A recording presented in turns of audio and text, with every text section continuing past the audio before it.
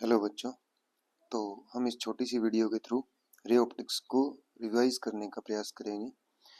Although ray optics एक बहुत बड़ा चैप्टर है, so that's almost impossible to revise whole chapter in single video. But हम 3 parts में पूरे चैप्टर को डिवाइड करेंगे और रिवीजन के लिए छोटे छोटे सेगमेंट्स के थ्रू गो थ्रू करेंगे, ताकि आपको क्वेश्चंस के साथ डिलीवर करना आसान हो जाए और इसी के साथ एग्ज़ाम से पहले आपको रिवीजन करने में कोई मुश्किल ना हो। तो जो अपना पार्ट फर्स्ट रहेगा, पार्ट फर्स्ट में हम ओनली रिफ्लेक्शन के बारे में देखेंगे। पार्ट सेकंड में हम रिफ्रैक्शन एंड पार्ट थर्ड में हम ऑप्टिकल इंस्ट्रूमेंट्स के बारे में देखेंगे, ताकि हमें रिवीजन करने में एग्ज़ाम टाइम में और अभी भी अगर चैप्टर को रिवाइज करना है तो उसमें ज़्यादा मुश्किल ना रहे। तो देखो, रे ऑप्टिक्स में सबसे पहले हम बात करते हैं लाइट रे के रिगार्डिंग। तो देखो बेटा, लाइट रे जो है, हमने छोटी क्लासेस में एक एक्सपेरिमेंट पढ़ा था।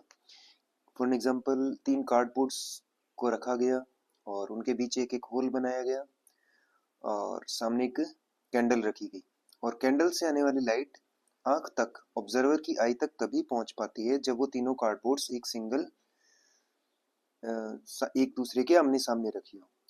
तो वहां से हमने एक रिजल्ट निकाला कि भी जो लाइट रे है वो एक स्ट्रेट पाथ को फॉलो करती है, एंड लाइट जो है वो एक स्ट्रेट पाथ को फॉलो करती है, और उस स्ट्रेट पाथ को हमने क्या बोला, लाइट रे। ऑल्दो जब मीडियम चेंज होता है तो लाइट रे बेंड कर जाती है, बट हम ऐसा मान सकते हैं कि होमोजेनियस मीडियम में जो लाइट है वो स्ट्रेट पाथ को फॉलो करती है, and this path is known as, this straight path is known as light ray. इसको हम क्या बोलेंगे, लाइट रे बोलेंगे। ओके, तो जो पाथ लाइट फॉलो करेगी वो क्या होगा, वो लाइट रे होगा। अभी जो लाइट रे है, इन सब बहुत सारी, अभी देखो सिंगल लाइट रे इज ऑलमोस्ट इम्पॉसिबल। किसी भी इंस्ट्रूमेंट से सिंगल लाइट रे का प्रोडक्शन पॉसिबल नहीं है, तो वहां से लाइट बीम बनता है। फॉर एग्जांपल अगर हम एक टॉर्च लें, तो टॉर्च से हमें एक बहुत सारी लाइट रेज का कॉम्बिनेशन मिलता है, और उस कॉम्बिनेशन को, बंडल ऑफ लाइट रेज को क्या बोलेंगे हम, बंडल ऑफ लाइट रेज को लाइट बीम बोलेंगे। और लाइट बीम को हम 3 पार्ट्स में डिवाइड कर सकते हैं। लाइट बीम को हम 3 पार्ट्स में डिवाइड कर सकते हैं। Number 1 is parallel light beam,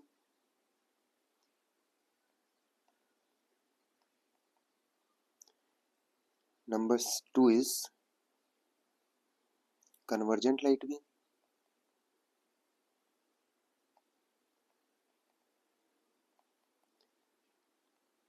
and number 3 is divergent light beam. अभी अगर शॉर्टली हम समझना चाहें तो जो पैरेलल लाइट बीम होता है उसमें जो सारी रेज होती है वो एक दूसरे के पैरेलल होती है। पैरेलल लाइट बीम में जो सारी रेज है वो एक दूसरे के पैरेलल होती है, और जो कन्वर्जेंट लाइट बीम है वो क्या करता है, वो किसी रियल ऑब्जेक्ट या रियल इमेज को फॉर्म करता है। वो आगे जाके क्या हो रहा होता है, इमेजिनरी, हम ऐसा मान सकते हैं कि वो जो बीम है वो आगे जाके किसी एक पॉइंट पर कन्वर्ज हो रहा है। तो जैसे ये जो बीम है ये आगे जाके किसी एक पॉइंट पर क्या हो जाएगा, कन्वर्ज हो जाएगा।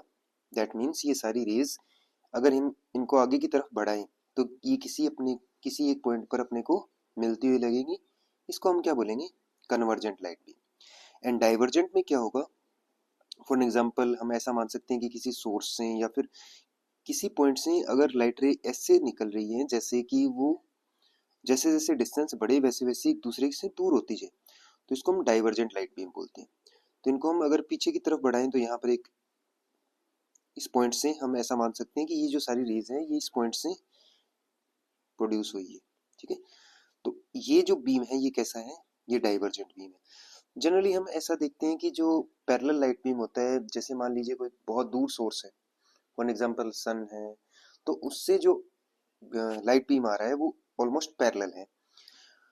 और अगर किसी पॉइंट सोर्स जो भी अपने पास है, बहुत पास में रखा है, फॉर एग्जांपल कोई लाइट बल्ब हो, तो वहां से जो बीम निकल रहा है दैट इज डाइवर्जेंट नेचर।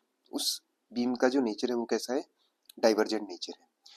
इसी के साथ इन बीम्स के थ्रू या इन रेज के थ्रू हम ऑब्जेक्ट्स एंड इमेज को भी पहचानते हैं कि जो ऑब्जेक्ट है हमारा वो रियल है कि वर्चुअल है। तो हम थोड़ी सी चर्चा ऑब्जेक्ट एंड इमेज पे भी कर लेते हैं इसके साथ साथ।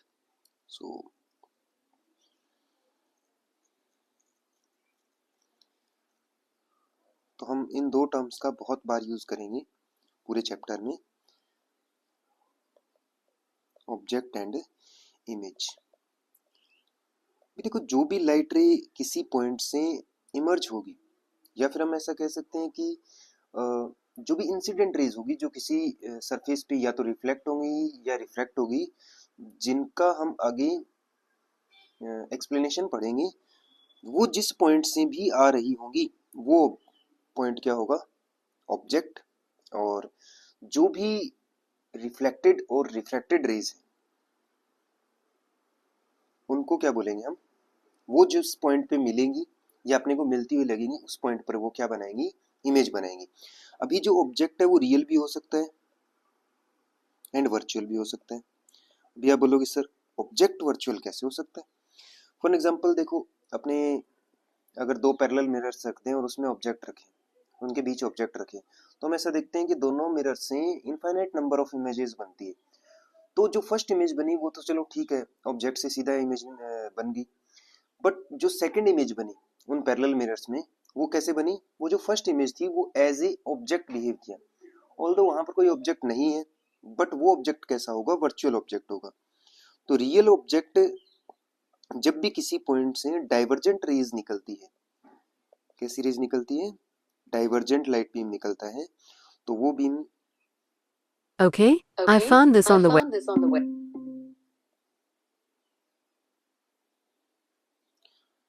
तो वो बीम कैसा बिहेव करता है, वो एज ए रियल ऑब्जेक्ट को फॉर्म करता है। और जो कन्वर्जेंट लाइट बीम है वो कैसा ऑब्जेक्ट बनाएगा, that object will be virtual. ऐसे ही जो इमेज वाला केस है, इमेज वाले केस में ये दोनों चीजें पलट जाती है। जो रियल इमेज बनती है, रियल इमेज वो कन्वर्जेंट बीम से बनती है,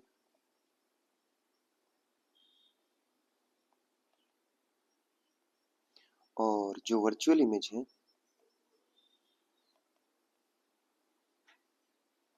वो डाइवर्जेंट बीम से बनती है। आपको अभी भी अगर कोई कंफ्यूजन हो तो आप जो एक्सप्लेन वीडियोस हैं उनमें जाके गो थ्रू हो सकते हैं, उनमें देख सकते हैं 2 मिनट में। अभी देखिए, इसके बाद अपने पास आता है first point, that is reflection. तो अगर बात करें रिफ्लेक्शन की रिगार्डिंग, तो रिफ्लेक्शन क्या होता है? अभी जब भी किसी सरफेस से कोई लाइट रे इंसिडेंट होकर, जब भी किसी सरफेस पर कोई लाइट रे इंसिडेंट होकर उसी मीडियम में बाउंस बैक हो जाती है, तो इस इंसिडेंस को हम रिफ्लेक्शन बोलते हैं। इस इंसिडेंस को क्या बोलेंगे, रिफ्लेक्शन। और रिफ्लेक्शन के कुछ रूल्स है जिनको हम छोटी क्लासेस से ही पढ़ते आ रहे हैं। लॉ नंबर 1 है, जो दोनों एंगल्स होते हैं, angle i and angle r, angle i को हम इंसिडेंट एंगल बोलते हैं और आर को रिफ्लेक्शन एंगल बोलते हैं। ये दोनों क्या होते हैं, हमेशा इक्वल होते हैं।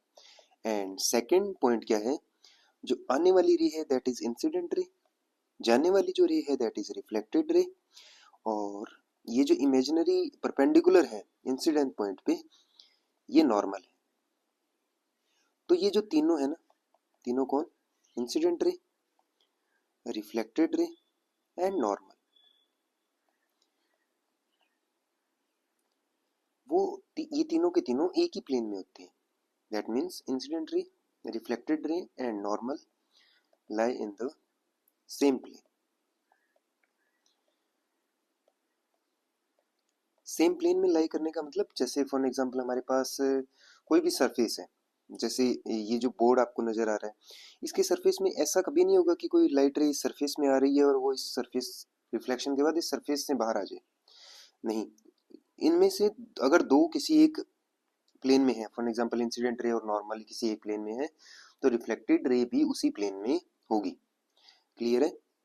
अभी एक चीज और भी है यहाँ पर, ये जो रिफ्लेक्शन है, ऐसा नहीं है कि ये सिर्फ मिरर्स के लिए ट्रू है, ये किसी भी सरफेस के लिए, सभी सरफेसेस के लिए ये जो रिफ्लेक्शन नेचर है ये ट्रू होता है। और इस रिफ्लेक्शन को हम मेजरली दो पार्ट्स में डिवाइड कर सकते हैं। एक रेगुलर रिफ्लेक्शन होता है, और एक अपने पास इर्रेगुलर रिफ्लेक्शन होता है।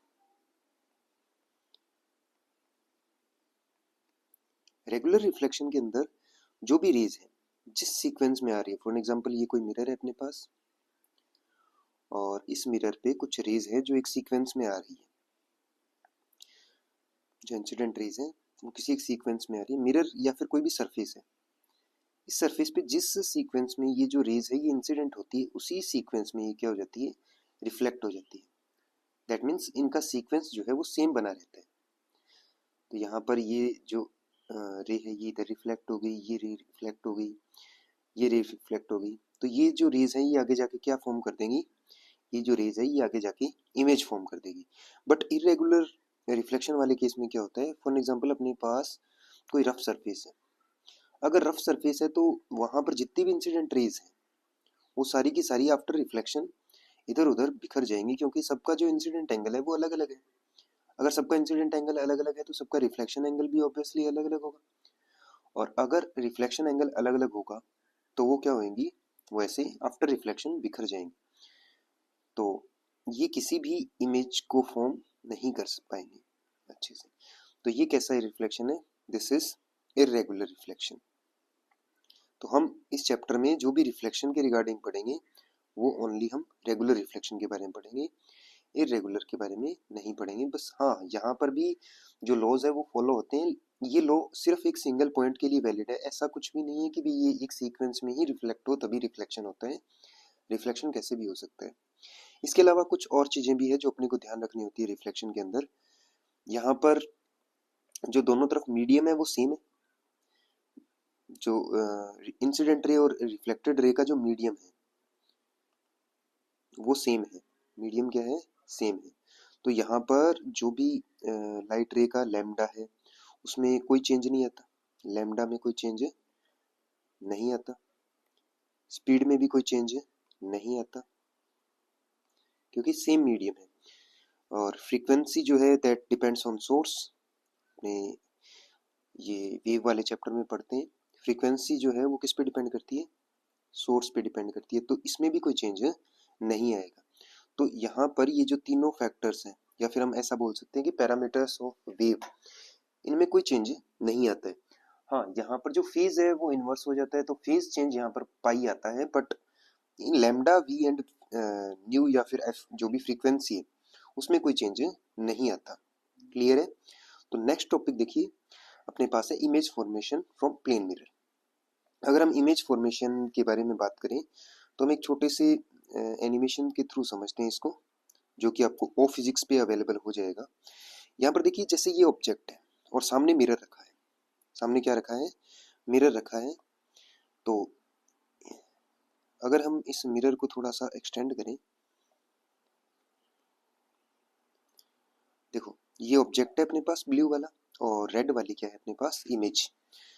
और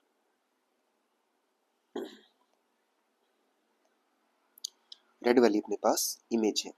तो इस इमेज को फॉर्म करने के लिए जो भी इंसिडेंट रेज इंसिडेंट हुई होंगी वो कैसे हुई होंगी, ऐसे इंसिडेंट हुई, और आई और आर को इक्वल रखते हुए, जैसे इस रे को यहाँ पर रिफ्लेक्ट इंसिडेंट कर दो, यहाँ पर इंसिडेंट कर दो, ऐसे कहीं भी इंसिडेंट कर दो। अपने को ध्यान क्या रखना है, बस आई एंड आर क्या रहने चाहिए, इक्वल रहना चाहिए, चाहे मिरर कहीं भी रखा हो, आई और आर इक्वल रहने चाहिए, और incident ray, reflected ray and normal सारे सेम प्लेन में रहने चाहिए। तो ये नॉर्मल आ गए इन चारों पॉइंट्स के, ये चारों पॉइंट्स के क्या आ गए, नॉर्मल, और ये रिफ्लेक्टेड रेज आ गई। अभी ये जो रिफ्लेक्टेड रेज है आगे कहीं नहीं मीट करेंगी, अगर इधर से कोई ऑब्जर्वर ऑब्जर्व करे ऑब्जेक्ट की तरफ से तो उस ऑब्जर्वर को ये नहीं दिखेगी, सॉरी ऑब्जर्वर को ये लगेगा कि ये इस मिरर के पीछे से, बिहाइंड द मिरर किसी पॉइंट से आ रही है, और यहाँ पर ये क्या फॉर्म कर देंगे, पीछे की तरफ इमेज फॉर्म कर देंगे। दैट मीन्स यहाँ पर ये जो रेज हैं ये यहाँ पर पीछे की तरफ क्या फॉर्म कर देंगे बेटा, इमेज फॉर्म कर देगी। जितनी भी इंसिडेंट रेज है, इसमें एक चीज और ध्यान रखनी है कि जो भी ये रिफ्लेक्टेड रेज का रीजन है, जैसे टॉप मोस्ट जो रिफ्लेक्टेड रे है और जो बॉटम मोस्ट रिफ्लेक्टेड रे है, इनके बीच का जो रीजन है ना, इस रीजन को फील्ड व्यू बोलते हैं। अभी फॉर एग्जांपल अगर हम इसको थोड़ा सा ऊपर की तरफ कर दें मिरर को, और ऑब्जर्वर ऑब्जेक्ट को ही अपनी इमेज देखनी हो, किसको इमेज देखनी हो, ऑब्जेक्ट को ही, या फिर किसी को अगर इमेज देखनी हो तो उसको किस रीजन में होना पड़ेगा, उसको फील्ड व्यू में होना पड़ेगा, फील्ड ऑफ व्यू में होना पड़ेगा। हालांकि हम इस पे थोड़ी सी चर्चा और करेंगे, लेकिन एक चीज का आप ध्यान रखिए, ऑब्जर्वर को इमेज तभी दिखाई दे सकती है अगर वो इतने रीजन के अंदर हो, अगर वो इतने रीजन के अंदर हो। इस रीजन को हम field view, field of view बोलते हैं, फील्ड ऑफ व्यू। अगर यहाँ पर कोई ऑब्जर्वर है तो उसको इमेज दिखाई देगी, वरना इमेज दिखाई नहीं देगी। क्लियर है? तो इस बात का आप ध्यान रखिए। और फील्ड व्यू निकालने के लिए अपने को सिमिलर ट्राइंगल्स के थ्रू होना जाना पड़ता है। ये हम चर्चा पिछले वीडियोस में कर चुके हैं, जो भी रे ऑप्टिक्स की वीडियोस हैं उनमें। तो अभी हम टॉपिक पे चलते हैं वापस से। तो जैसे अगर कोई प्लेन मिरर है, प्लेन मिरर से हमने इमेज फॉर्मेशन देख लिया। फॉर एग्जांपल यहाँ पर अपने पास कोई ऑब्जेक्ट है, ठीक है, कोई ऑब्जर्वर है जो अपनी इमेज देख रहा है। यहाँ पर इस केस में जो ऑब्जर्वर है वही ऑब्जेक्ट है। तो अगर अपनी खुद की इमेज देखनी है तो इसको देखो, जो minimum required length of the mirror है, यहाँ पर जो मिनिमम रिक्वायर्ड लेंथ है, this is the minimum required length. ये क्या है? Minimum required length.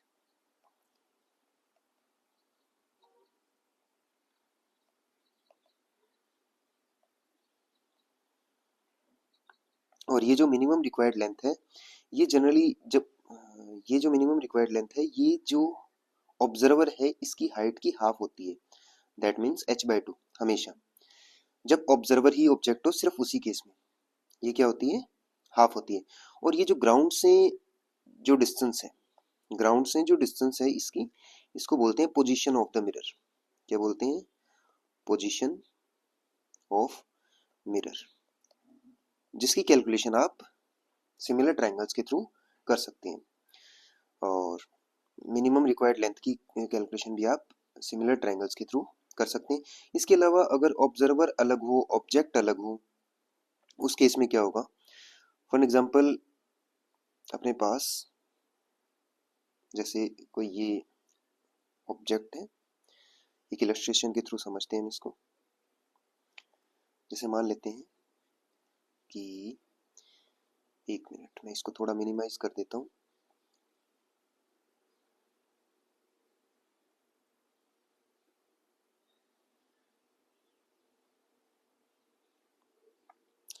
ओके, तो हम मान लेते हैं कि हमारे पास कोई एक मिरर है, प्लेन मिरर है, और प्लेन मिरर के सामने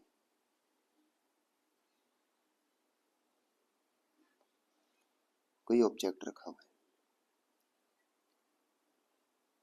प्लेन मिरर के सामने क्या रखा हुआ है? कोई ऑब्जेक्ट रखा हुआ है, जिस ऑब्जेक्ट की हाइट है अपने पास फॉर एग्जांपल 1 मीटर। और यहाँ पर कोई ऑब्जर्वर है, इस ऑब्जर्वर की हाइट है 2 मीटर। तो और जो ऑब्जेक्ट है ये 5 मीटर पे है, और जो ऑब्जर्वर है ये 10 मीटर पे। तो यहाँ पर मिनिमम रिक्वायर्ड और लेंथ जो भी चाहिए मिरर की वो, और उसके साथ साथ अपने को position of the mirror find करनी।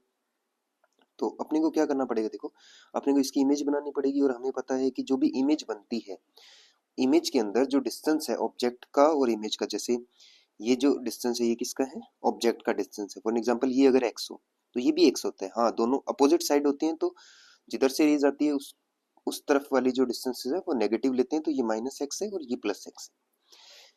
इसके अलावा एक चीज ये भी ध्यान रखनी है कि प्लेन मिरर के अंदर जो मैग्निफिकेशन है वो +1 होता है। मैग्निफिकेशन मीन्स जो हाइट का रेशियो है ऑब्जेक्ट और इमेज का वो 1 होता है, एंड प्लस का मतलब जो इमेज बन रही है वो इरेक्ट बन रही है। That means height of image is equals to height of object. तो यहाँ पर अगर 1 मीटर का ऑब्जेक्ट है तो इसकी इमेज भी 1 मीटर की ही बनेगी, और सेम डिस्टेंस पे बनेगी। सेम डिस्टेंस पे बनने का मतलब 5 मीटर पे ही बनेगी। तो हम सिमिलैरिटी के थ्रू ये फाइंड कर सकते हैं कि यहाँ पर मिनिमम रिक्वायर्ड लेंथ क्या है, और जो भी अपने पास मिरर है उसकी पोजीशन क्या है। तो हमें क्या करना है, इसके बॉटम मोस्ट पॉइंट से रे निकालनी है और ऑब्जर्वर की आइज तक लेके जानी है। जैसे यहाँ पर टॉप पर ऑब्जर्वर की आइज है, तो हमें क्या करना होता है, ऑब्जर्वर की आइज तक लेके जानी है। अभी ये पीछे किसी इसके फुट से आ रही होगी, पैरों से, या फिर किसी बॉटम मोस्ट पॉइंट से आ रही होगी। ऐसे ही एक रे निकालनी है इसके टॉप से, और इसको भी कहाँ लेके जाना है, इसकी आइज तक लेके जाना है। तो हमने इसकी आइज तक इसको पहुंचा दिया। और ये कहाँ से आ रही होगी भाई, ऑब्वियसली ये पीछे इसके टॉप से आ रही होगी और इसने टॉप फॉर्म किया होगा। तो हम कैसे फाइंड करेंगे, ये जो कैलकुलेशन के थ्रू जब हम फाइंड करेंगे तो हमारे पास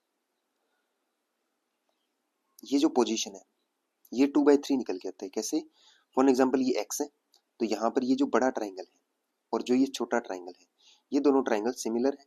अगर दोनों ट्राइंगल सिमिलर है तो यहाँ पर थोड़ा सा कैलकुलेशन अगर करें हम, तो फॉर एग्जाम्पल अगर मैं इसको कुछ भी x मानते हैं, for example this is x, तो जो x की वैल्यू है x/5,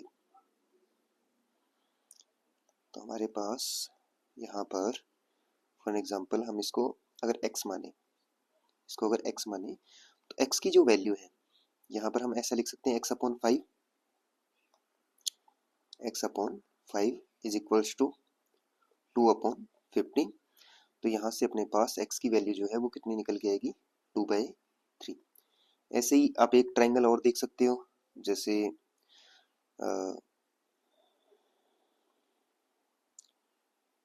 यहाँ से हम क्या करेंगे, एक ट्राइंगल और फॉर्म कर लेंगे वर्चुअल, जैसे यहाँ से ऐसे, तो ये ट्राइंगल और फॉर्म हो गया अपने पास। और इस ट्राइंगल में अगर आप ध्यान से देखो तो इस ऊपर वाले सेगमेंट को गायब कर देते हैं मिरर के, क्योंकि ये वेस्ट है, अपने किसी काम का नहीं है। तो ये जो हाइट है ये 1 मीटर है, ये कितनी है 1 मीटर, ये अपने पास 1 मीटर है, तो ये भी 1 मीटर है। तो यहाँ से हम इस लेंथ का पता लगा सकते हैं, जब हम निकालेंगे तो ये लेंथ अपने पास, ये लेंथ भी 2/3 निकल के आएगी। तो पूरी लेंथ जो है वो 2 मीटर है, पूरी कितनी है 2 मीटर। और जो ये मिनिमम रिक्वायर्ड लेंथ है, इसको अगर मैं एल से डिनोट करूँ तो एल भी अपने पास कितना निकल के आता है 2/3। ठीक है, तो ऐसे आप minimum required length, position of the mirror, ये सब कुछ फाइंड कर सकते हो, इमेज फॉर्मेशन देख सकते हो, किससे, प्लेन मिरर्स। इसमें और क्या ध्यान रखना है, बस यहाँ पर इमेज जो है वो इन्वर्टेड बनती है। अभी इन्वर्टेड इमेज का क्या मतलब है, इन्वर्टेड इमेज का मतलब है कि अगर ऑब्जर्वर ने अपना लेफ्ट हैंड अप कर रखा है तो जो इमेज है वो अपना राइट हैंड अप करेगी, तो वहां पर आपको लेटरल इन्वर्जन देखने को मिलता है। इसके अलावा जो भी पैरामीटर्स है ऑब्जेक्ट के वो सेम रहते हैं इमेज के केस में भी। जैसे फॉर एग्जांपल यहाँ पर कोई मिरर लगा है अपने पास, प्लेन मिरर है, तो यहाँ पर फर्क क्या आता है, फर्क बस इतना आता है कि भाई जो इमेज बनती है, जैसे यहाँ पर हम कुछ लेटर्स लिखते हैं, फॉर एग्जांपल ABC, क्लियर है। तो जैसे यहाँ पर सामने कुछ भी लेटर्स लिखे हुए हैं ABC, तो यहाँ पर क्या हो जाता है, ये जो लेटर्स हैं ये पलट जाते हैं, तो इसको हम लेटरल इन्वर्जन बोलते हैं। इसको क्या बोलते हैं, लेटरल इन्वर्जन। इस लेटरल इन्वर्जन का पता अपने को लगाना होता है। इसका जो इजीएस्ट मेथड है वो क्या है कि आप पेपर पे कुछ भी बनाइए, जिसका भी लेटरल इन्वर्जन निकालना है और पेज को पलट दीजिए, तो आपको उसका लेटरल इन्वर्जन मिल जाएगा। आगे नेक्स्ट टॉपिक की तरफ बढ़ते हैं अपने, फील्ड ऑफ व्यू। अभी देखिए, हालांकि अपने थोड़ी सी चर्चा कर चुके हैं इसमें, लेकिन थोड़ा और एक्स्ट्रा अगर देखना हो तो ये वाला जो जितने रीजन में रिफ्लेक्टेड रेज जाती हैं उस रीजन को क्या बोलते हैं, फील्ड ऑफ व्यू बोलते हैं। इसको क्या बोलेंगे, फील्ड ऑफ व्यू। अगर कोई भी ऑब्जर्वर है वो फील्ड ऑफ व्यू में हो तभी उसको इमेज दिखाई दे सकती है, वरना उसको इमेज दिखाई देना पॉसिबल नहीं है। इसको हम पीछे जो एनिमेशन के थ्रू देखा था, थोड़ा और समझना चाहें तो हम और समझ सकते हैं। आप इसको ओ फिजिक्स की साइट पे जाके भी देख सकते हो। तो यहाँ पर जैसे ये जो ग्रीन लाइंस के बीच का जो सेगमेंट है इसको क्या बोलेंगे, फील्ड व्यू बोलेंगे। ये जो सेगमेंट है बीच वाला, ये जो सेगमेंट है इस सेगमेंट को क्या बोलेंगे हम, फील्ड व्यू बोलेंगे। यानी कि ऑब्जर्वर अगर इस फील्ड व्यू में हो तभी उसको इमेज दिखाई देना पॉसिबल है, वरना इमेज दिखाई देना पॉसिबल नहीं है। क्लियर है। तो वरना उसको इमेज दिखाई देना पॉसिबल नहीं है। अगर सिंपली हम एक छोटा सा एग्जांपल के थ्रू समझना चाहें इसको, ऑल्दो मैं ये चाहूँगा कि ये लेक्चर काफ़ी बड़ा ना हो ताकि अपने अच्छे से रिवीजन कर पाएँ एग्ज़ाम टाइम पे। और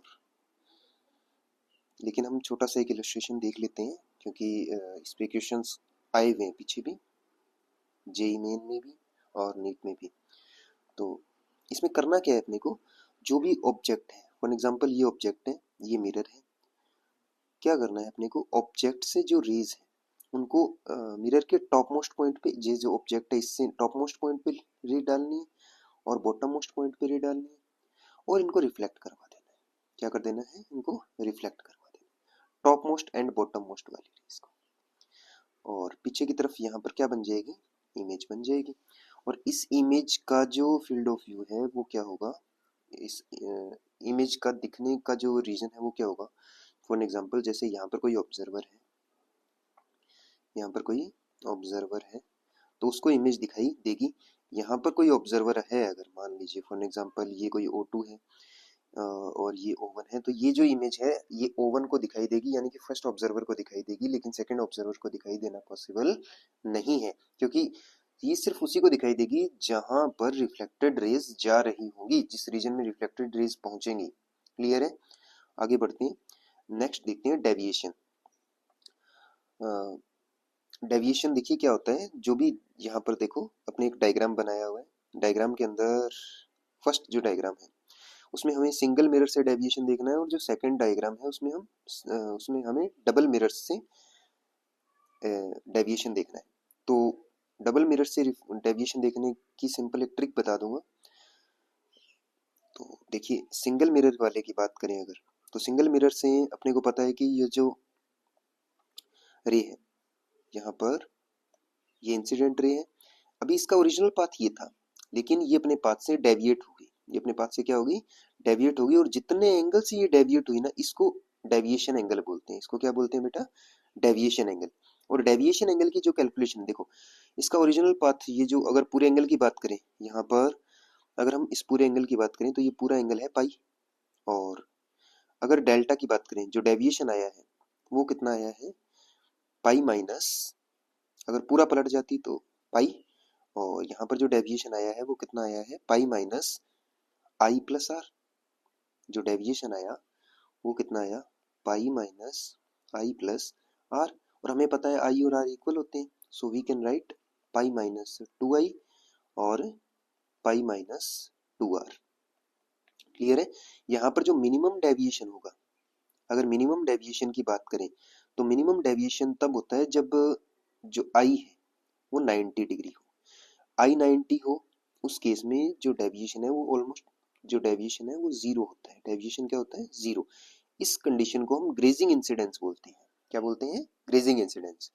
और जो मैक्सिमम डेविएशन है, कौन सा deviation, maximum deviation. Maximum deviation plane mirror के थ्रू कब होएगा, मैक्सिमम डेविएशन वाले केस में जब हमारे पास इंसिडेंट एंगल जो है वो जीरो हो, सॉरी इंसिडेंट एंगल कितना हो, जीरो, तो रिफ्लेक्शन एंगल भी जीरो।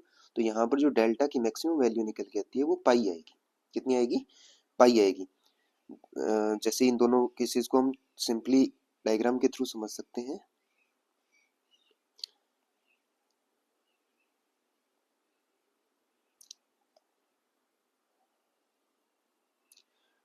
फॉर एग्जांपल हमारे पास दो टाइप्स के मिरर हैं। पहले केस के लिए देखते हैं। फॉर एग्जांपल हमारे पास कोई भी मिरर है, कोई भी रिफ्लेक्टिंग सरफेस है, तो इस रिफ्लेक्टिंग सरफेस पे कोई इंसिडेंट रे अगर 0 डिग्री पे, यानी कि यहाँ पर टेंजेंशियल ऐसे, इस केस में ऐसे आई, यहाँ पर एक ये जो मिडल पॉइंट है इस मिरर का, ये as a point of incidence work करेगा। कैसे वर्क करेगा, पॉइंट ऑफ इंसिडेंस की तरीके से।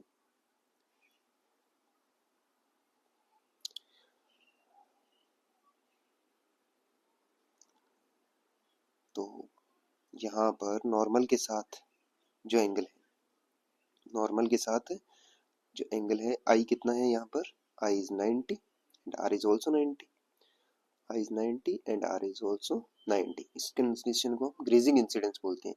और इस केस में जो डेल्टा निकल के आता है अपने पास, that is zero, delta is zero. और सेकंड केस को हम जल्दी से एनालाइज कर लेते हैं। कोई भी सरफेस हो, फॉर एग्जांपल एक प्लेन सरफेस है, और प्लेन सरफेस पे कोई रे 0 डिग्री एंगल पे इंसिडेंट होती है, यानी कि मिरर के परपेंडिकुलर, मिरर के सरफेस के परपेंडिकुलर इंसिडेंट होती है।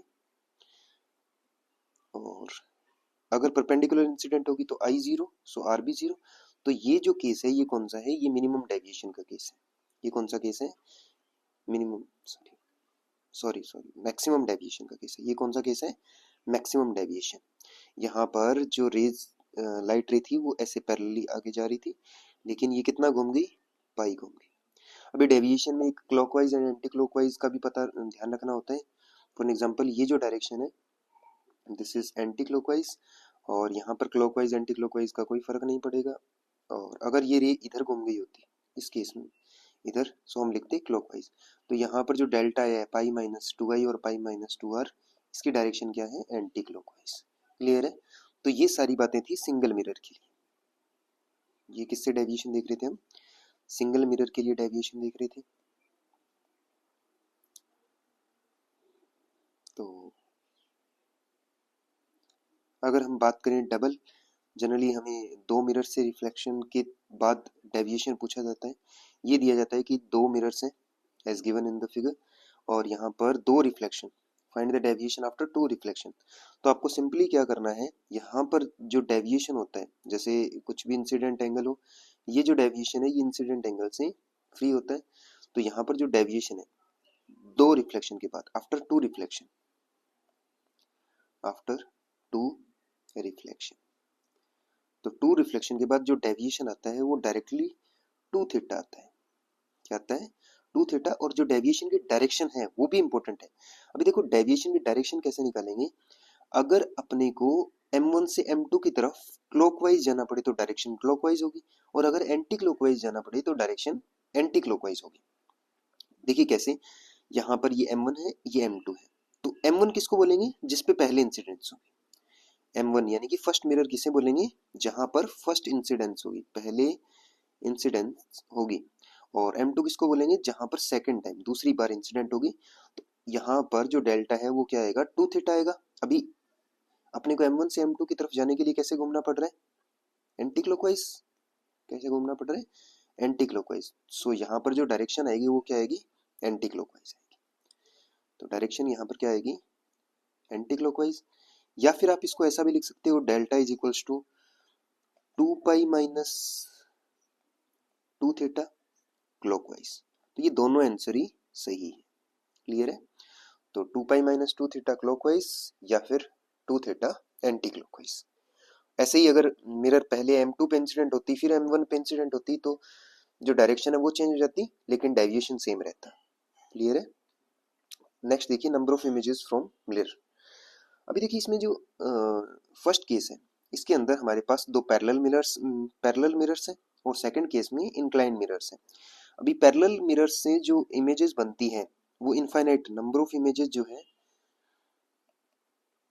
वो इनफाइनाइट होता है। क्या होता है? इनफाइनाइट। लेकिन इसमें इंपॉर्टेंट क्या है? इसमें इंपॉर्टेंट है पोजीशन। जो पोजीशन है वो कैसे निकालते हैं? पोजीशन निकालने के लिए फॉर एग्जांपल ये m1 है, ये m2 है। पोजीशन निकालने के लिए हमें सिंपली क्या करना है? एक ट्रिक का यूज करना है। जैसे जो पहली पहली इमेजेस है उन दोनों को लिख लेना है। जैसे m1 से पहली इमेज 1 मीटर पे बनेगी, और दूसरी इमेज m2 से पहली इमेज 2 मीटर पे बनेगी। फिर इनमें क्या करना है? इनमें क्रॉसली जो डिफरेंस है मिरर के बीच का उसको ऐड करते चलना है। डिफरेंस कितना है यहाँ पर? 3 मीटर का। तो m1 से जो इमेज बनेगी वो कितने पे बनेगी? 5 मीटर पे बनेगी सेकेंड इमेज। और m2 से जो सेकेंड इमेज बनेगी वो कितने पे बनेगी? 4 मीटर पे। ऐसे ही नेक्स्ट अपने पास इसमें क्या ऐड करना है? जो डिफरेंस है, कितना डिफरेंस है यहाँ पर? 3 मीटर का डिफरेंस है। कितना डिफरेंस है? 3 मीटर का। तो यहाँ पर क्या आ जाएगा? क्रॉसली ऐड करना है, ध्यान रखना। कैसे ऐड करना है? क्रॉसली। तो यहाँ पर इससे जो थर्ड इमेज बनेगी वो कितने पे बनेगी? 7 पे बनेगी। यहाँ से जो थर्ड इमेज बनेगी वो कितने पे बनेगी? 8 पे बनेगी। ऐसे हम क्या करते चलेंगे? जैसे यहाँ पर थर्ड इमेज 11 पे, यहाँ पर फोर्थ इमेज 10 मीटर पे बनेगी। तो ऐसे हम क्या निकाल सकते हैं? ऐसे हम पोजीशंस ऑफ द इमेजेस निकाल सकते हैं। हालांकि ऐसा ही हम इंक्लाइन मिरर्स में करते हैं, लेकिन इंक्लाइन मिरर वाले केस में क्या होता है कि जो नंबर ऑफ इमेजेस है वो लिमिटेड होती है, यहाँ पर इनफाइनाइट होती है। लिमिटेड होने का रीजन क्या है? लिमिटेड होने का रीजन है सर्कल थ्योरी। ये जो सारी इमेज बनेगी जो भी इंक्लाइन मिरर्स है वो एक सर्कल के ऊपर लाई करेंगी। फॉर एग्जाम्पल अगर हम सिंपली देखें, जैसे ये ऑब्जेक्ट है, तो इस ऑब्जेक्ट की इमेज कहाँ बनेगी? इस ऑब्जेक्ट की पहली इमेज तो इस मिरर से जितने डिस्टेंस पे ऑब्जेक्ट है उतनी डिस्टेंस पे बनेगी।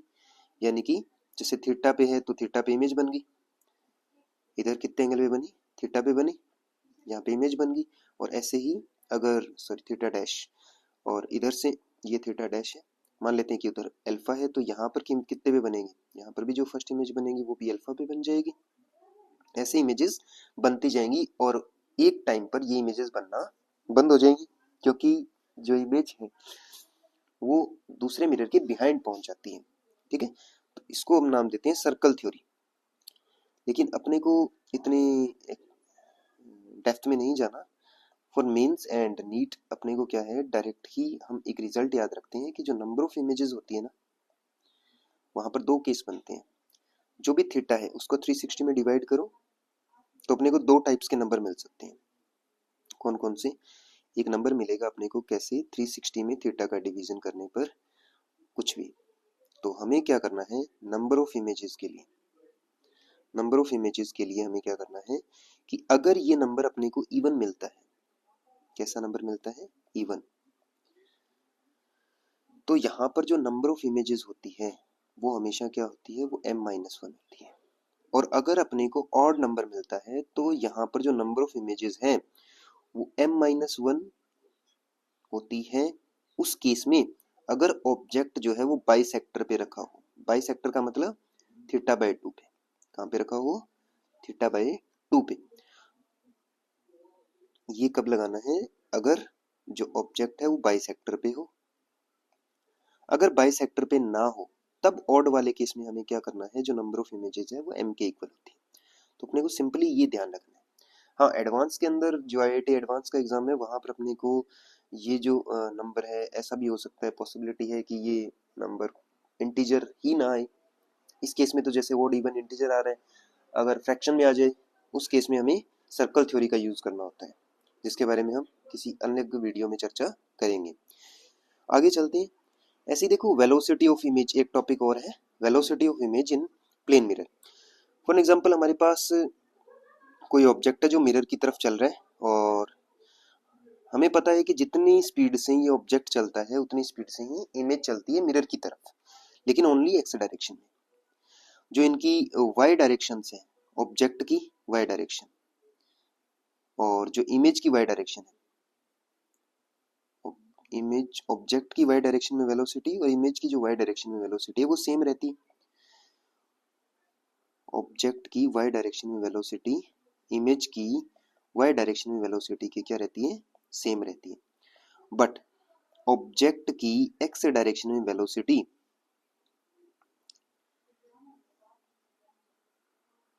इमेज की एक्स डायरेक्शन में वेलोसिटी का अपोजिट होती है। लेकिन यहाँ पर एक कंडीशन है कि with respect to mirror, with respect to mirror.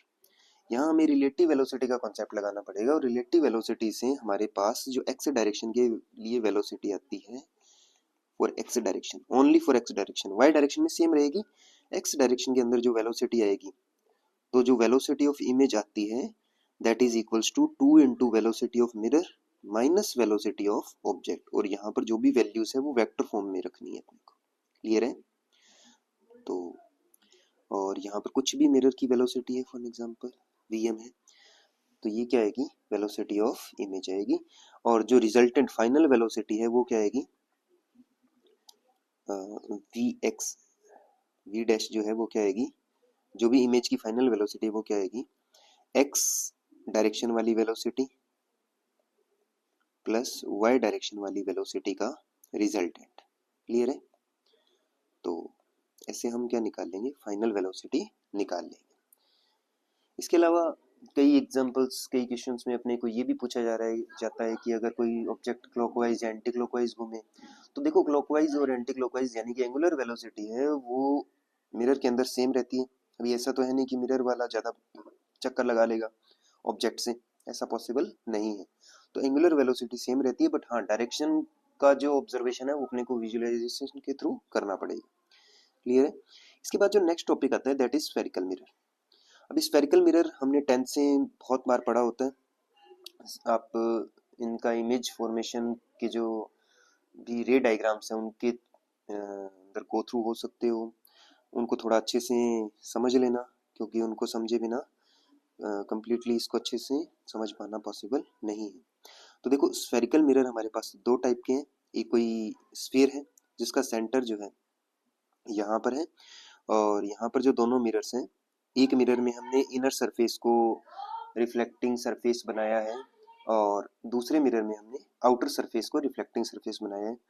और यहाँ पर ये वाला जो मिरर है, जो सेकंड मिरर है, इस मिरर को हम क्या बोलते हैं, इसको हम बोलते हैं कन्वेक्स, इसको क्या बोलते हैं, sorry, concave mirror. This is concave mirror.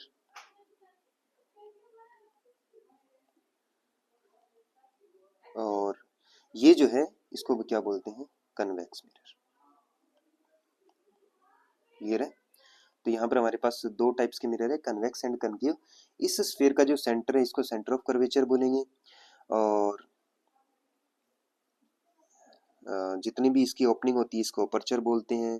ये सब डेफिनेशंस आपने 10th में भी पढ़ी होंगी। एक बार फिर से आप इनके लिए गो थ्रू कर लेना, जो भी आपके नोट्स हैं, या फिर टेलीग्राम पे आपको नोट्स मिल जाएंगे, टेलीग्राम चैनल में जाके आप गो थ्रू कर सकते हो डेफिनेशंस एंड रे डायग्राम्स के लिए। क्लियर है? इसके बाद देखो एक चीज और होती है, that is the focal length. अभी हमने एक चीज देखी है कि जो भी लाइट रेज है, जो भी लाइट रेज है, वो जिस पॉइंट पे प्रिंसिपल एक्सिस को क्रॉस करती है उस पॉइंट को हम क्या बोलते हैं, फोकस पॉइंट। फॉर एग्जांपल ये अपने पास सेंटर ऑफ कर्वेचर है, यहाँ ओ से सी तक की डिस्टेंस को हम आर बोलते हैं, और ये जिस पॉइंट पे क्रॉस करेगी उसको फोकल लेंथ। हालांकि ये किसी एक स्पेसिफिक कंडीशन में सही हो सकता है, लेकिन हमेशा ये वाली डेफिनेशन सही नहीं होती है। तो सही डेफिनेशन क्या होती है फोकल लेंथ की? सही डेफिनेशन ये होती है कि जो paraxial and parallel light rays है, कौन सी,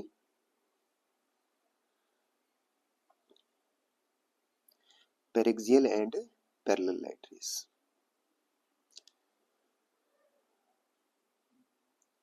पैरेलल भी होनी चाहिए एंड पेरेक्सियल भी होनी चाहिए। पेरेक्सियल मीन्स ये जो मिरर से ज़्यादा डिस्टेंस पे ज़्यादा एंगल क्रिएट नहीं करना चाहिए। उस केस में ये पॉइंट जो है ये r/2 होता है, वरना ये इसके इक्वल नहीं होता। अगर फॉर एग्जांपल ये एंगल थीटा है, ये एंगल भी थीटा है, तो हम सिंपली देख सकते हैं ये पूरा r है, इस वाले डिस्टेंस की वैल्यू अपने पास आएगी r/2 सेक थीटा। ये थीटा, ये भी थीटा, यहाँ से हम देख सकते हैं ये r/2 सेक थीटा आएगा। सो ये जो डिस्टेंस आएगी, सॉरी एक मिनट,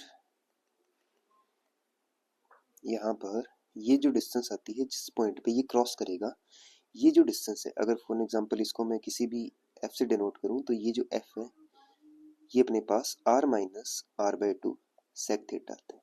अभी पेरेक्सियल रेज में क्या होता है कि इस पॉइंट के लिए एंगल बहुत कम होता है, और कम एंगल के लिए अपने को पता है कि cos थीटा ऑलमोस्ट 1 होता है, तो सेक थीटा भी अप्रोक्सीमेटली 1 होगा। So f is equals to r/2 only for paraxial rays, only for paraxial rays. Okay, तो ये सिर्फ पेरेक्सियल रेज के लिए वैलिड है। हालांकि फोकस को डिफाइन ही पेरेक्सियल रेज के लिए किया जाता है। सो हर एक फोकस को हम r/2 पे ही मानेंगे, r/2 के इक्वल होता है फोकल लेंथ जो है। बट कुछ रेज जो पेरेक्सियल नहीं है उनके लिए जो प्रिंसिपल एक्सिस पे क्रॉसिंग पॉइंट होता है वो r/2 के इक्वल हर बार ऐसा हो, ऐसा जरूरी नहीं है। सेम चीज हम कन्वेक्स मिरर में भी देख सकते हैं।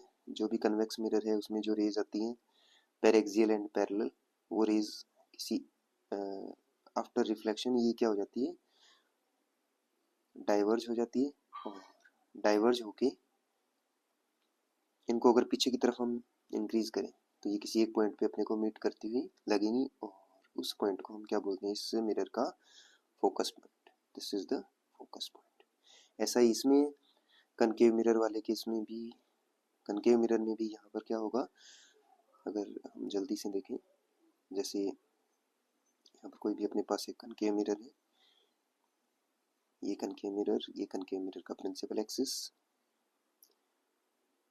और इस प्रिंसिपल एक्सिस के पैरेलल जो रेज आएंगी, जो भी रेज इसके पैरेलल आएंगी, प्रिंसिपल एक्सिस के पैरेलल एंड पेरेक्सियल, वो जिस पॉइंट पे मीट करेंगी उस पॉइंट को हम क्या बोलेंगे, फोकस। आप क्लियरली देख सकते हो कि एक मिरर में हमारे पास ये जो फोकस है ये रियल है और एक मिरर में हमारे पास वर्चुअल है। यहाँ पर जो फोकस है ये रियल है और यहाँ पर जो फोकस है ये वर्चुअल। ठीक है, साइन कन्वेंशन में भी इस बात का आपको ध्यान रखना है कि यहाँ पर जो फोकल लेंथ है ये पॉजिटिव है, यहाँ पर जो फोकल लेंथ है ये नेगेटिव है। इसके अलावा जो मिरर की पावर होती है उसको डिफाइन किया जाता है -1/f से। ओके, लेंस वाले में +1/f होता है, क्योंकि पावर जो है वो कन्वर्जिंग और डाइवर्जिंग नेचर के लिए डिफाइन की जाती है। इसका डिस्कशन हम एक अलग वीडियो में थोड़ा डिटेल्ड डिस्कशन करेंगे। इसके बाद देखो एक टॉपिक और है, mirror formula and magnification power. अगर बात करें हम मिरर फॉर्मूला की, तो मिरर फॉर्मूला जो हमारे पास आता है that is equals to 1/v + 1/u equals to 1/f। यहाँ पर v किसका डिस्टेंस है, इमेज का, u जो है वो ऑब्जेक्ट का डिस्टेंस है एंड f जो है वो फोकल लेंथ है। f क्या है, फोकल लेंथ। अब इस मिरर फॉर्मूले को आप अलग अलग फॉर्मेट में भी यूज कर सकते हो। फॉर एग्जांपल अगर आपको शॉर्ट फॉर्म में इसको यूज करना है तो आप यहाँ पर ऐसा भी लिख सकते हो कि v इज इक्वल्स टू, यहाँ से हम ऐसा भी लिख सकते हैं v is equals to u into f upon u minus f. Okay, तो आप इनकी शॉर्ट फॉर्म्स के थ्रू भी, आपको ये जो फॉर्मूलाज है ये अच्छे से याद होने चाहिए ताकि आपको एग्जाम टाइम में कोई दिक्कत ना आए।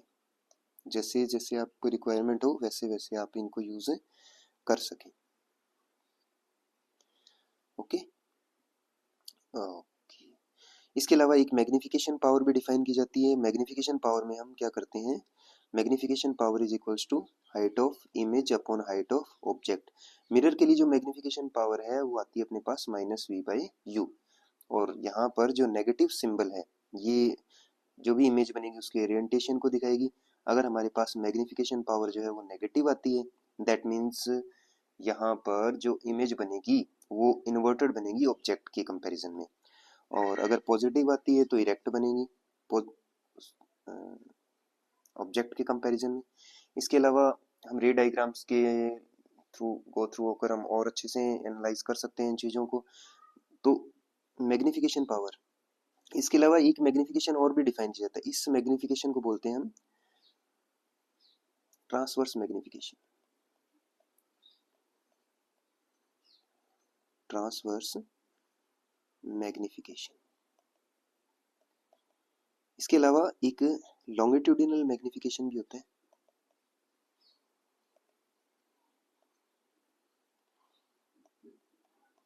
लॉन्गिट्यूडिनल मैग्निफिकेशन में हमने जनरली देखा है कि अगर मान लो फॉर एग्जांपल हमारे पास कोई भी एक मिरर है,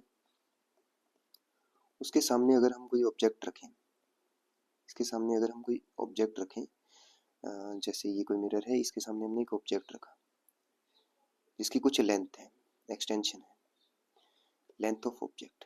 तो यहाँ पर जो इमेज बनती है ना उसकी भी अपनी कोई स्पेसिफिक लेंथ आती है अकॉर्डिंग टू, ये लेंथ ऑफ इमेज है according to the position of object, focal length of the mirror, उन सब की वजह से। तो यहाँ पर जो मैग्निफिकेशन है, लॉन्गिट्यूडिनल मैग्निफिकेशन को कैसे डिफाइन किया जाता है, longitudinal magnification is equals to length of image upon length of object, length of image upon length of object. Okay, अगर हमारा ऑब्जेक्ट बहुत छोटा हो तो उस केस में ये जो मैग्निफिकेशन है ये इक्वल हो जाती है v² / u² के। जो भी साइन है वो अपने ओरिएंटेशन के हिसाब से देख लेंगे। अगर इमेज इन्वर्टेड है तो नेगेटिव, अगर इमेज सीधी है तो पॉजिटिव आएगा। ओके, तो ये दो टाइप्स के मैग्निफिकेशन है जो आपको अच्छे से पता होने चाहिए।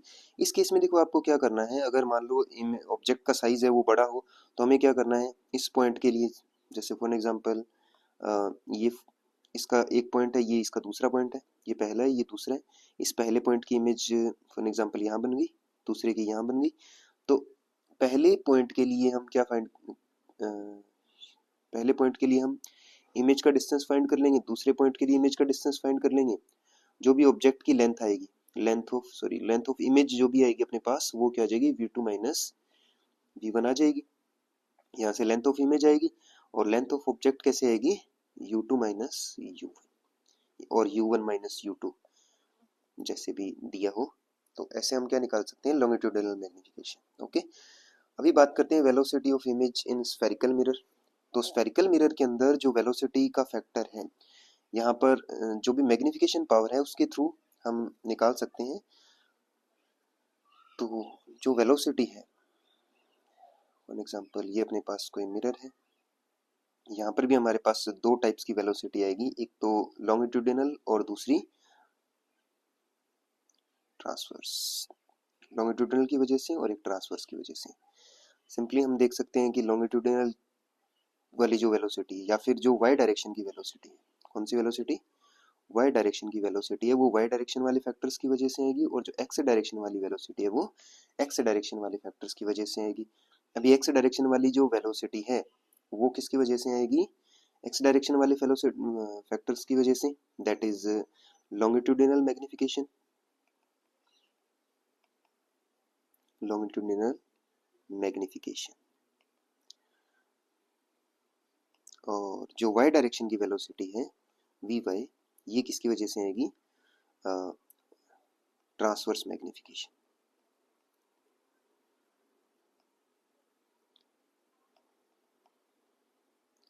तो यहाँ पर हम सिंपली अगर इसको लिखना चाहें तो velocity of image in y direction जो आती है अपने पास, ये आती है minus m into velocity of object in y direction.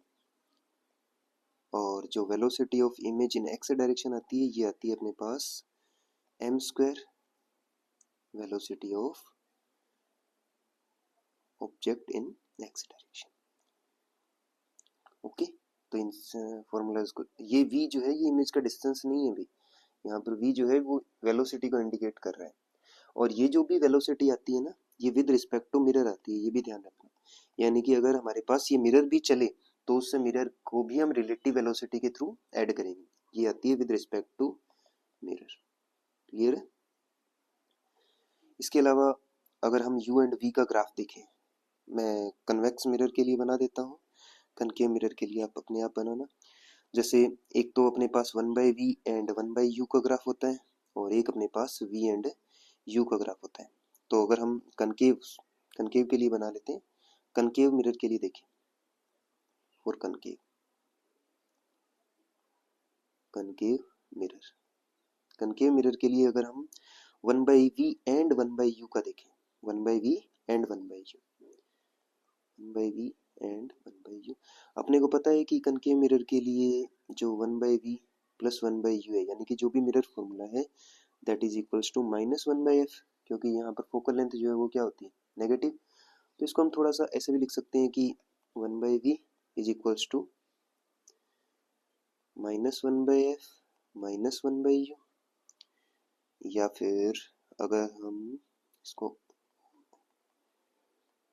ऐसे भी लिख सकते हैं -1/u -1/f। ये इसका कंपैरिजन हम इससे करें y equals to mx plus c से, तो x किसके बराबर हो गया, 1/u के बराबर, c किसके बराबर हो गया, 1/f के बराबर, एंड y किसके बराबर हो गया, 1/v। दैट मीन्स हमारे पास जो ग्राफ आएगा उसमें हम y एक्सिस पे 1/v को मेंशन कर देंगे, और जो x एक्सिस है उस पे 1/u को। तो यहाँ पर 1/u है, यहाँ पर 1/v है। तो जो y का क्रॉसिंग पॉइंट है when x is 0 that is -1/f, तो -1/f, सो अपने पास जो ग्राफ आएगा वो कुछ ऐसा आएगा। क्लियर है। और ये पॉइंट कितना होगा, this is equals to 1/f के इक्वल होगा। और जब y 0 है तो ये क्रॉसिंग पॉइंट होएगा x एक्सिस का। ओके, इसके अलावा अगर हम v एंड u के ग्राफ की बात करें, तो जो v एंड u का ग्राफ है, हालांकि डिटेल्ड एनालिसिस में नहीं कर रहा हूँ, लेकिन जो भी अपने पास कंडीशंस आती है उन कंडीशंस के थ्रू, जैसे मैं सिंपली आपको एक डायग्राम के थ्रू बता देता हूँ कि जो भी ये v एंड u का ग्राफ है ये कैसे बनेगा। तो इसको हम थोड़ा मिनिमाइज कर देते हैं ताकि हमें थोड़ी जगह मिल जाए। राइट डाउन करने के लिए।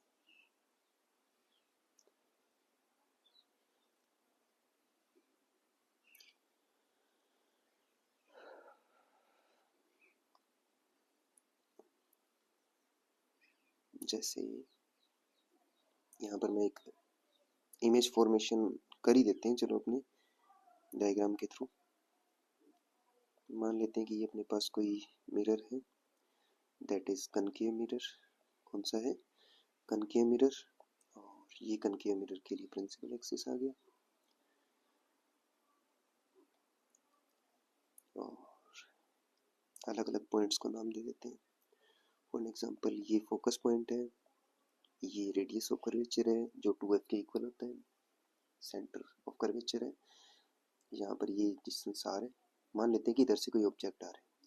अभी हमें बताया कि जब ऑब्जेक्ट जो है वो इनफाइनाइट से c तक आता है, देखो इनफाइनाइट पे होता है तो इमेज कहाँ बनती है? f पे बनती है। इमेज कहाँ बनती है? f पे बनती है। यहाँ पर मैं थोड़े अलग अलग कलर्स यूज कर लूँगा ताकि अपने को क्लियर रहे कि कौन से ऑब्जेक्ट की लाइन के लिए कौन सी इमेज की लाइन। तो यहाँ पर जब सी पे आते हैं तो इक्वल साइज इक्वल हो जाता है, और इधर क्या जाती है? इमेज जाती है। इससे सी से एफ तक जब आते हैं, सी से कहाँ तक आते हैं? एफ तक। तो जब सी से एफ तक आते हैं, जैसे ही एफ पे पहुंचते हैं तो इमेज जो है वो इनफाइनाइट पे पहुंच जाती है। इमेज कहाँ पहुंच जाती है? इनफाइनाइट पे, और बड़ी होती जाती है। जो इमेज जो है इन्वर्टेड एंड बड़ी होती जाती है। ऑब्जेक्ट कहाँ से है? इनफाइनाइट से सी, इमेज कहाँ गई? एफ से सी। ऑब्जेक्ट आया सी से एफ, इमेज कहाँ गई? सी से इन्फिनिटी। सी से कहाँ गई? इन्फिनिटी। और जब एफ से ओ तक जाएंगे, एफ से किधर जाएंगे? ओ तक। जब ऑब्जेक्ट जाता है एफ से ओ तक तो इमेज जो है वो पीछे वर्चुअल बनती है। हम ये सारे केसेस पीछे पढ़ चुके होंगे। अगर फिर भी कुछ डाउट हो तो आप कमेंट सेक्शन में पूछ सकते हैं। तो इमेज जो है वो माइनस इन्फिनिटी से ओ तक आती, सॉरी माइनस इन्फिनिटी से पी तक आती। इसके अलावा सिर्फ एक केस बचता है हमारे पास यहाँ पर कि अगर जो इमेज है, अगर जो ऑब्जेक्ट है हमारे पास, ऑब्जेक्ट जाए वर्चुअल किस कंडीशन में? वर्चुअल कंडीशन में हमारे पास ऑब्जेक्ट गया मिरर के पीछे ओ से प्लस इन्फिनिटी की तरफ। ओ से किधर गया? प्लस इन्फिनिटी की तरफ।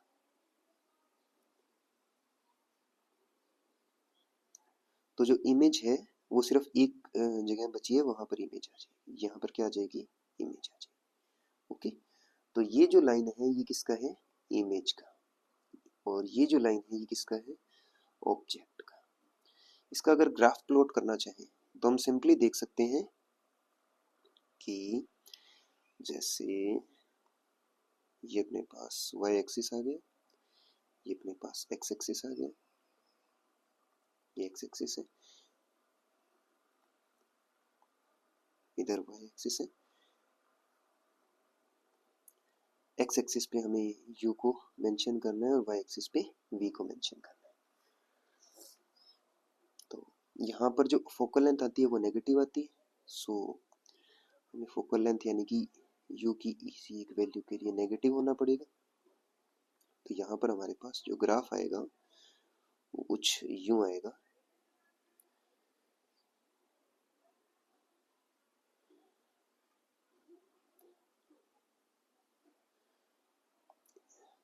इधर वाला जो ग्राफ है वो ऐसे आएगा,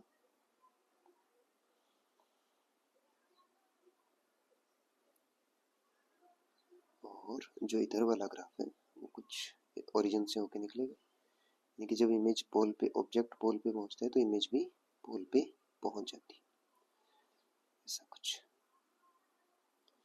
ओके,